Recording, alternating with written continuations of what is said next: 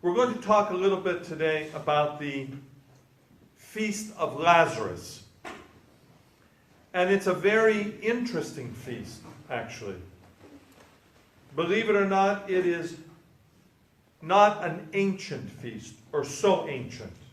And we'll look at some of those things. Last night and this morning I mentioned in liturgy that for the Orthodox tradition, Lent ended last night. And we have sort of a bridge. We have the bridge between the past, the present, into the future. It is a new chapter that is about to open. And while the other days we used purple or dark clothing, dark vestments, already today things have changed. And Christ has not entered Jerusalem yet. But we are already announcing the resurrection. You may, for those of you who came early in the morning, have noticed in the Orthros, the Matin service, that some of the hymns that we talk about, or some of the hymns which we chanted, talk about the resurrection. And the very end of the service ends, "May he who rose from the dead." So already with the resurrection of Lazarus, we're looking at the resurrection of Christ and the resurrection of all humanity. And even more than that, the restoration of all creation. Because the world itself in the resurrection will be restored. Every aspect of life. We're going to talk about Lazarus. You know what his name means? To help? You're close. Something like that. God is my help. God is my help. Very good. That God is my help. And for Lazarus, indeed, God was and is his help. And he is the help for the human race because he is the only one who can restore those who are living and those who are dead. Where do we find the passage concerning Lazarus? Which gospel? John. And it is really an unparalleled gospel passage. John, unlike some of the other gospel authors, talks about real events in the life of Christ. While Luke is one who dwells on parables in certain areas and times, John talks about real events. And this is indeed a real event. And it is found in John chapter 11. And you think that that's the end of Lazarus. But if you go into chapter 12, he's mentioned again. John does not spend much time developing the scene. Some other gospel writers develop the scene, the situation. But John gets right to the point. Jesus learns that Lazarus is failing and dying. He stays away. He tells his disciples that this is for the glory of God. He comes to Bethany. And when he comes to Bethany, Mary and Martha meet him.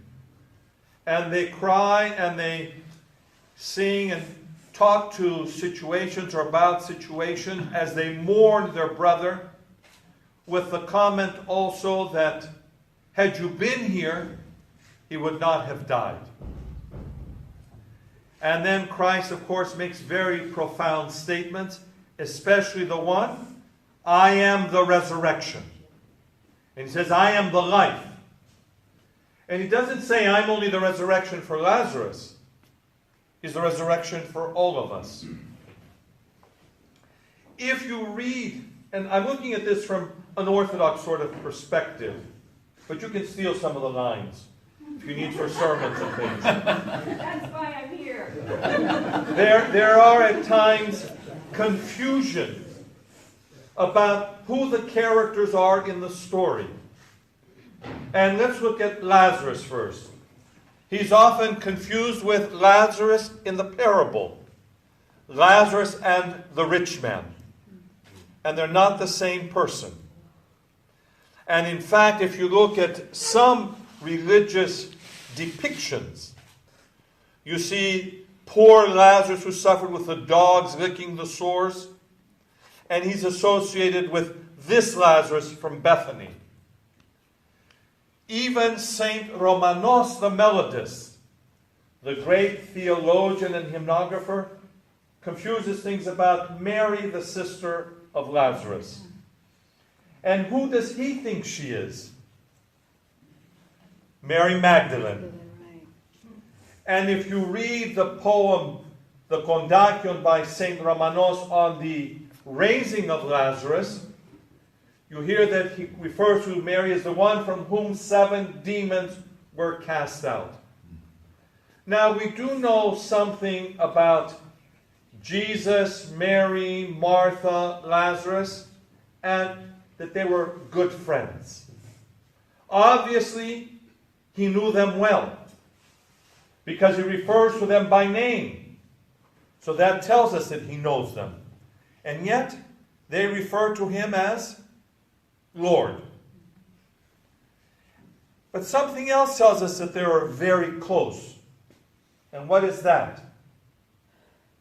Lazarus is the one whom Jesus loved. They're friends.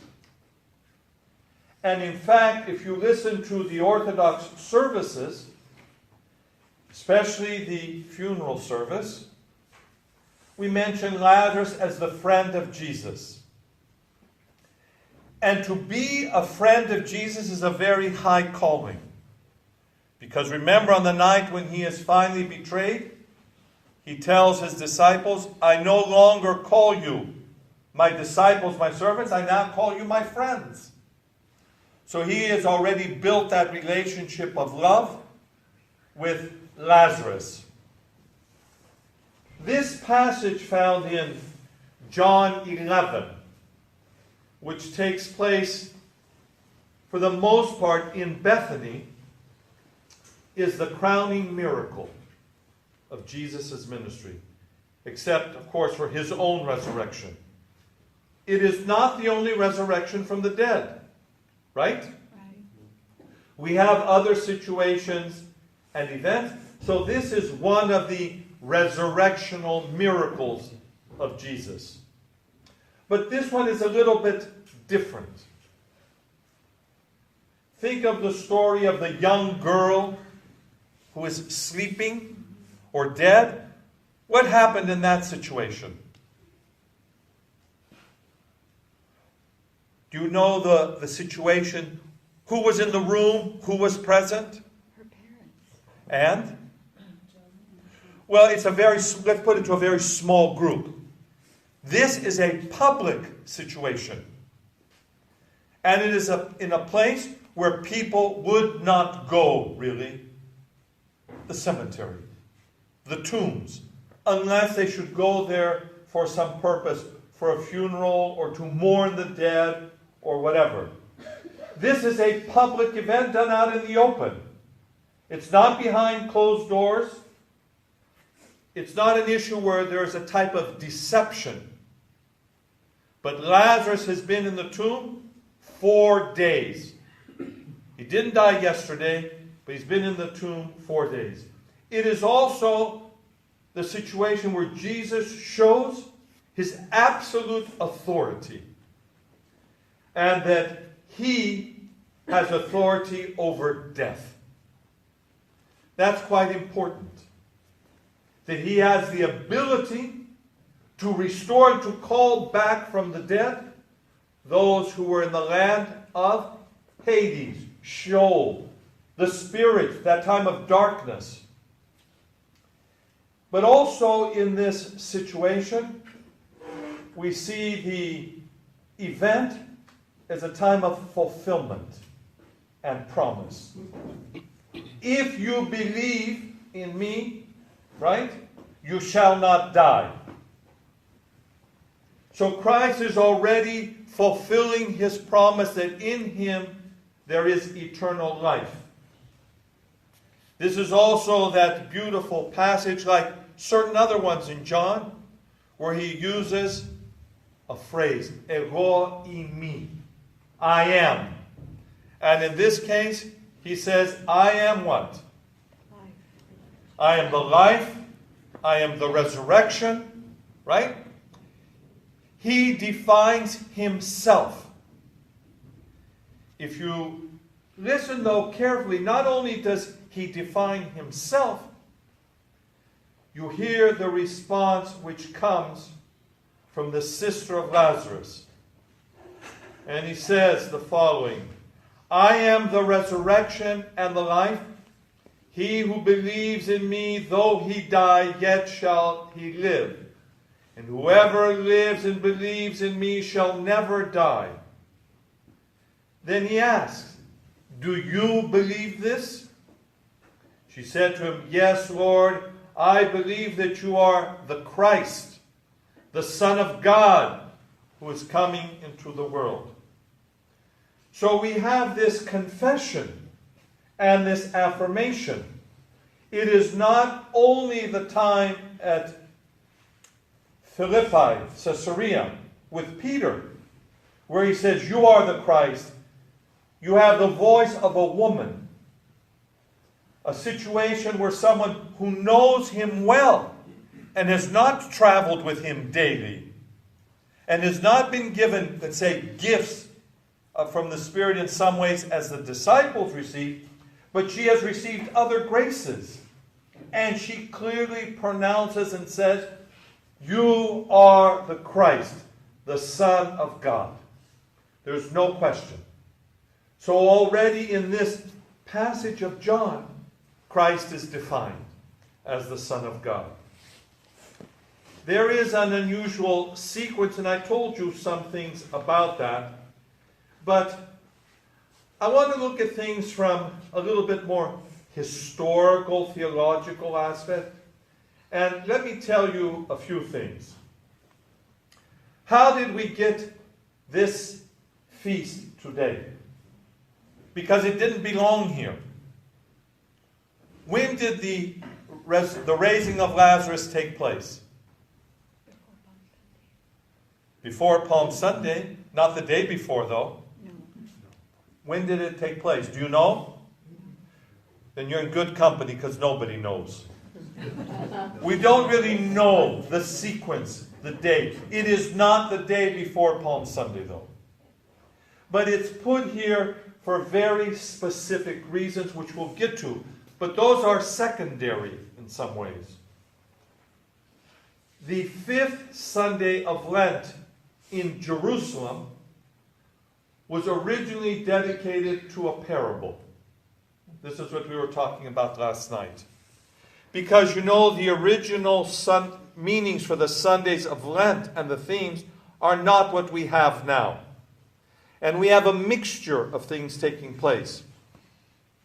The original parable which was read on the fifth Sunday of Lent was which one, Father Jan? The other Lazarus. The other Lazarus. Lazarus and the rich man. And if you read the hymnography of the church, you can see that it clearly tells you that, but also not only the rich man and Lazarus, but also this Lazarus. So the two are sort of blended into one. There are some who believe that because this tradition from Jerusalem, where this was the specific gospel, spread throughout the Christian world, eventually the one Lazarus replaces the other Lazarus. And in Jerusalem, when this would take place, it was a feast of procession. The bishop or the patriarch would leave Jerusalem, and they would make at least 2 stops along the way to get to Bethany. And the people were chanting. And we have historical documents that talk about these things.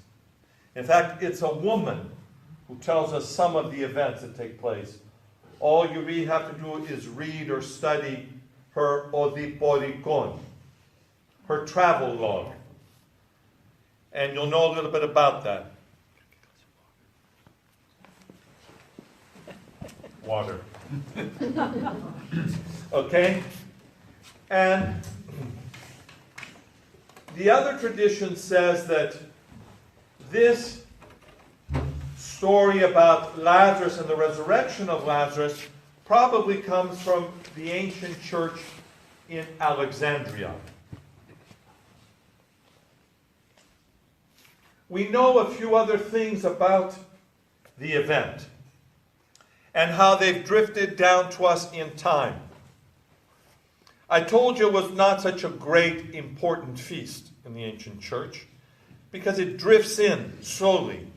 And when it comes into play, some unusual things happen. We were all making palm crosses, correct? Well, in ancient times, there were no such things. At one point, people took their own branches or palms to church and held them up. But that's when people went to church on time. And they would hear the prayer and the singing of the hymns and whatever. But there is at least one reference that tells us that in Byzantium, in Constantinople, the emperor gave the palms to the people. Not only did he give palms or branches, he also gave them crosses. Which kind? Do you remember what I told you? Little silver crosses. Now, does that mean that's how we got the palm cross today? I don't know. But it was also an event of procession, that the emperor would go up and he would distribute these. If you go into some parts of the world, there are no palms. So people give pussy willows or other symbols that are common to the people. And of course, you know the story that when Christ comes in, the children, the people run out with the branches to greet him because he's greeted as a victorious general. That will come, of course, for Palm Sunday because they're tied together. But we're still looking at the situations concerning Lazarus. The feast is placed here as a precursor, as a preface to the feast of the resurrection, to show not only the authority of Jesus Christ, but to tell us and to teach us prophecy in action. Often in our lives or in our study of Scripture, we think of prophecy and the prophets, but it is now prophecy in action. In the person of Lazarus, but of course, in the person of Jesus Christ. In this situation, we see great and deep theological meaning. Had you been here for the Orthros, it talks about the revelation of the two natures of Christ. And the two natures are his humanity and his divinity. And his humanity is that which goes to the tomb. His divinity is that which calls out Lazarus from the tomb. But there are other points and situations that talk about his two natures. And that is, of course, in the very simple phrase, and when you play Trivial Pursuit, you'll know the shortest verse in the Bible, which is? Jesus wept. Jesus wept. And he weeps because he's a human being. His friend, his beloved friend, on ephili. You know the verb phileo in Greek, which becomes philo. It doesn't have anything to do with kiss. It has to do with the friendship and the love of friendship. The one whom Jesus loved has died. And then he weeps as God because he sees the world. The world which he had created as good and in wisdom. He sees the sad situations of humanity and he weeps for that. But while there are tears the tears will become joy. Not only in the resurrection of Lazarus, and, of course, the resurrection of Christ and all humanity. We often miss something in this story. And Saint Romanos, the great poet, brings it to our attention. And he talks about, amongst the many things, two specific things that I bring to your attention. First of all, if you look at the icon, you see one person is covering his face and the nose because Lazarus was decomposing. Smell. But Saint Romanos says the fragrance of Christ and the beauty of Christ dispelled all those things. So that's the first thing. The second one is in line with that. Lazarus was decomposing, was he not? So Saint Romanos puts it into perspective because he establishes a dialogue between Hades and death. And in the dialogue between the two of them, he wants to talk about how things come back to order. And he says the following.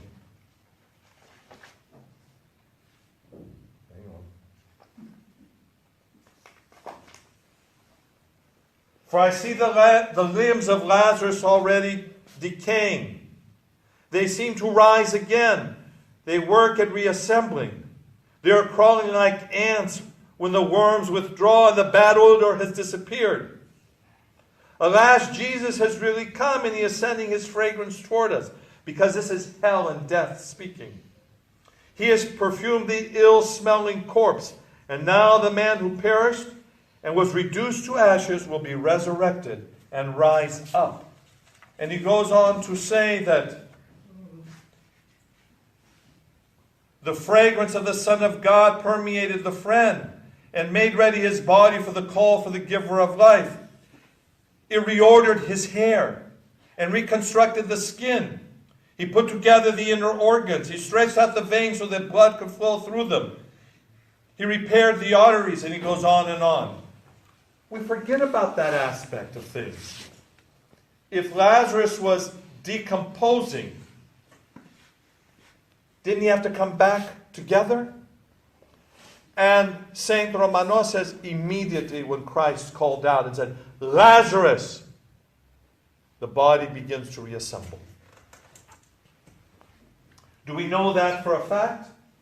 No. Is it great imagery? Yes. And why is it great imagery? Because it speaks not only to that situation, it speaks to all of us who are decaying with sin, who are falling apart, that the only answer, the only authority, the only power is Jesus Christ.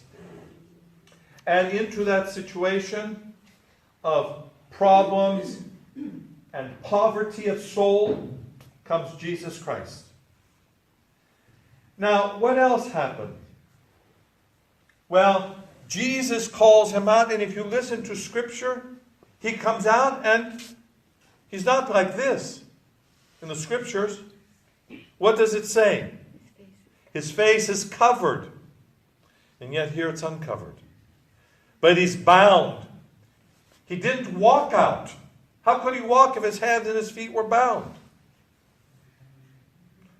That is also part of the great miracle. He just comes out perhaps almost as floating. We don't know. But there is a record that says that his hands and his feet are bound and his face is covered. And yet, he comes out of the tomb because he responds to the call of Jesus Christ.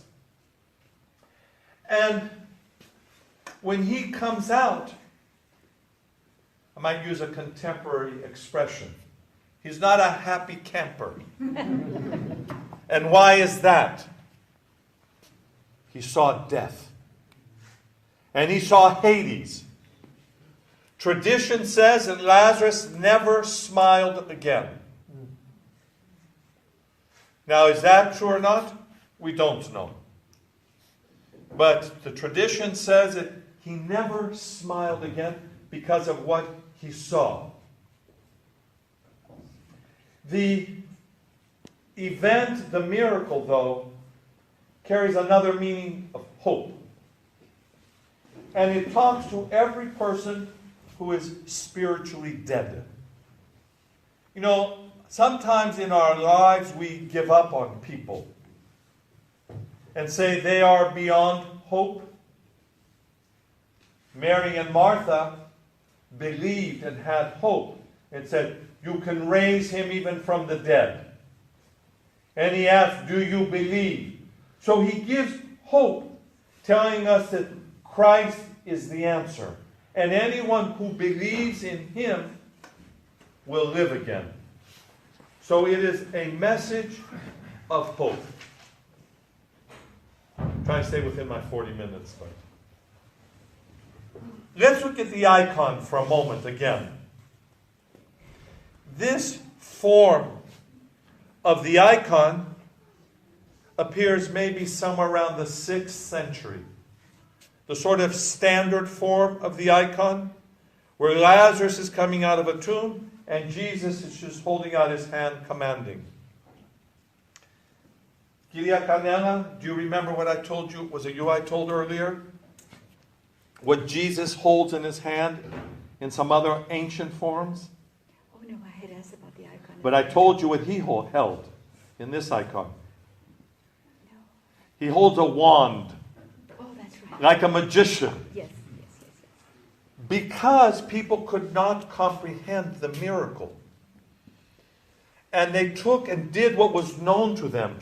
Jesus is associated with those who had magical powers. Maybe in the 3rd century. And instead of just blessing, he's holding a wand. It is not until later time in the Byzantine period when things change. Okay? And it is during the earlier forms that you have more of this. People holding their nose or covering their face. Even though Scripture doesn't say that. Because the icon has to convene and tell you not a historical truth, but the theological truth. It is telling us about the tomb. And we know that it is outside the city because of the way things are situated in the icon. In some icons, believe it or not, Lazarus is wearing a bishop's mitre. Lazarus is adorned and wears a bishop's mitre. It's very rare, but it does exist. And why is that? Doesn't he become a bishop? He does. He becomes a bishop and he goes where? I heard somebody said it. Cyprus. I don't know who said it. Andre. Oh, there you are. The voice behind the other tomb. He goes to Cyprus and he travels even with the Virgin Mary and visits Mount Athos. And tradition tells us that even today on the island of Cyprus, there is the tomb and the great church of Saint Lazarus. Now, is he usually pictured in the same way with mitre and whatever, dressed as a bishop? No, he's not. He's almost always depicted like this. But we know that he also has adjectives. O tetraimeros, the 4-day one. Tetraimeros, it's the combination of the two words for 4 and day, because he was in the tomb for 4 days. And I told you earlier that he is referred to as the friend of Christ. We believe, though, and tradition tells us that he went to Cyprus and there he preached the gospel message. Basically, after the resurrection and just prior to the crucifixion, after that there's no mention of Lazarus. He disappears from the scene. It's not that he is unimportant or that he's lost. I hate to use the expression, he's not a major player in the game of the situation in Jerusalem. And there are some testimonies, some stories that say that he went into hiding. And why is that? They wanted to kill him too because he is the proof. He is the proof.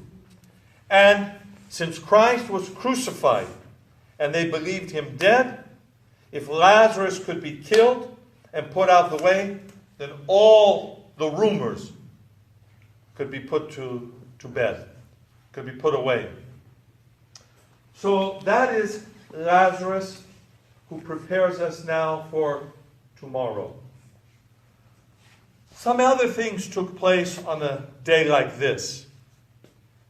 So in the liturgy, we changed something today. You know what we changed? The ios to the. We changed the Agios. To the. Agios o Theos. To the. Oisis Christon. Exactly. We changed the Trisaionim, Holy God, Holy Mighty, to as many are baptized. And that is because today was a time of baptism in the ancient church. Today and Holy Saturday. Because there were not individual baptisms as we have them today. Those are modern expressions and family situations. In the ancient times, we prepared a large group of people and everybody was baptized, and people were baptized today so they could be ready for Pascha. So that's one of the things that we changed. We changed something else in the liturgy. At the end of the service, the priest says, "May he who rose from the dead, Christ our true God." Today is like a Sunday or a resurrectional day. If you notice, we didn't kneel. We didn't kneel because it's the resurrection.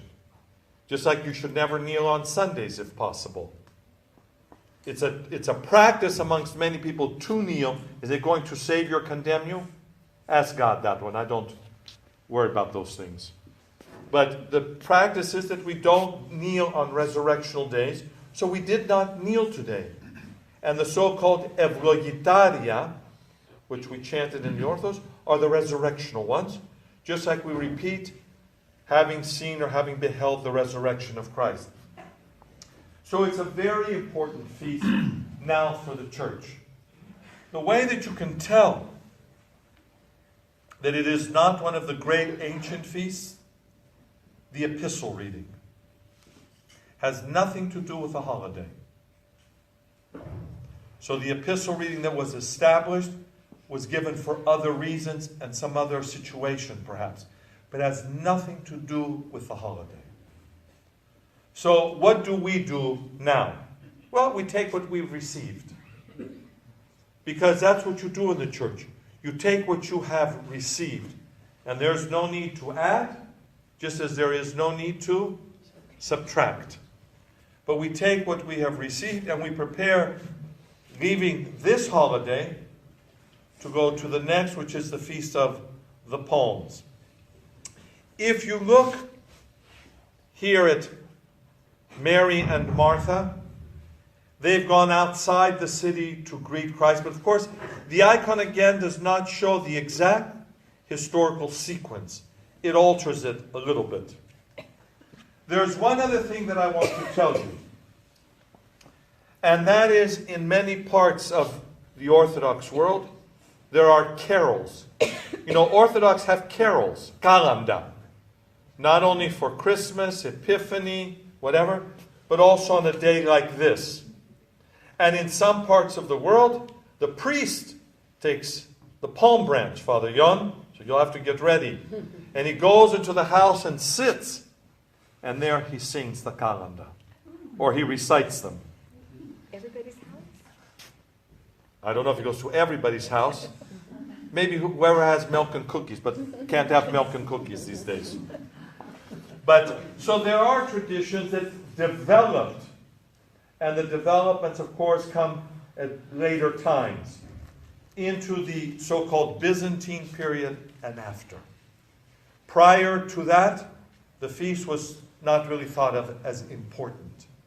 But it came now and it has changed and developed to lead us into Holy Week and the rest of the events, including the resurrection of Christ. I'm going to stop there because I went over time, but if anyone has any questions. Okay, Kyria Kanela. Is the 4 days significant? Why not 3 days?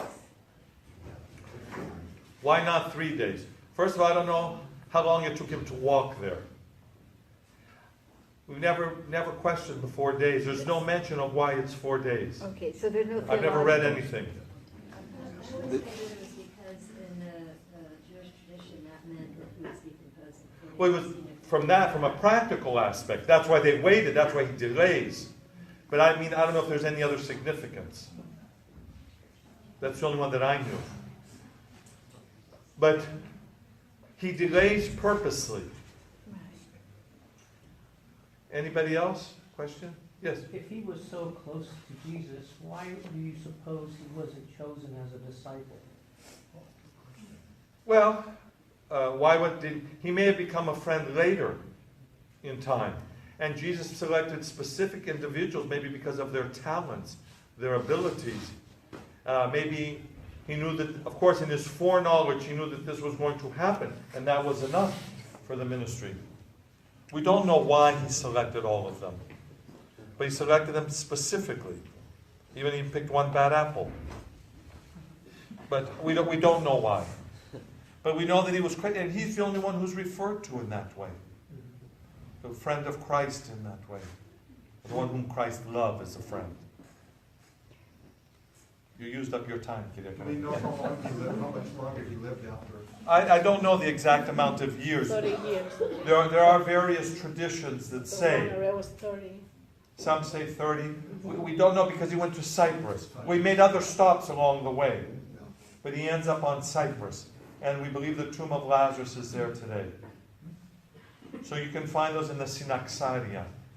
Rula?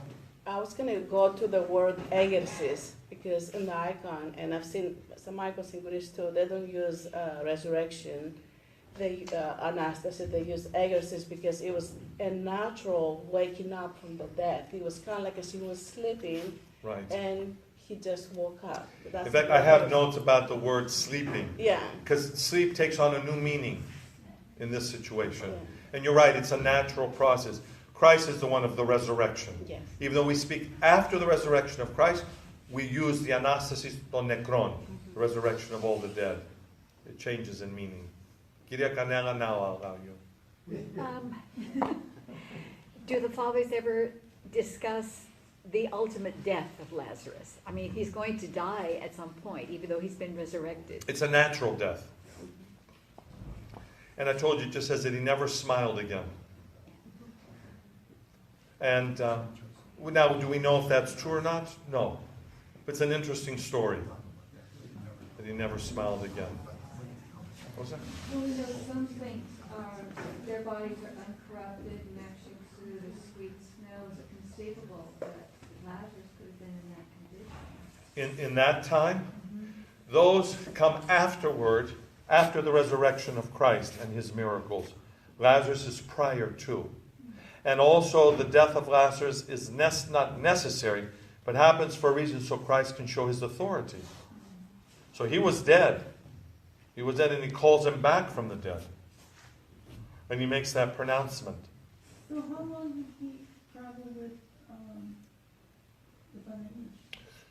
Well, we don't know, because she's with him for Athos, for example. And then we know that she returns to the Holy Land, because she's buried in Gethsemane. If you ever visit Ephesus and people tell you the tomb of the Virgin is there, don't go. It's not. No. The tomb of the Virgin Mary is in Gethsemane. Our hymns tell us that, as do our tradition. And it's still there to this day. As are the tombs of her parents. So when you visit the Holy Land, you see those things. But Turkish tour guides like to tell you this is, okay? Anyone else? Okay, thank you. I wish you a blessed Pascha, a wonderful and joyous one, and I'll see you sometime after the resurrection.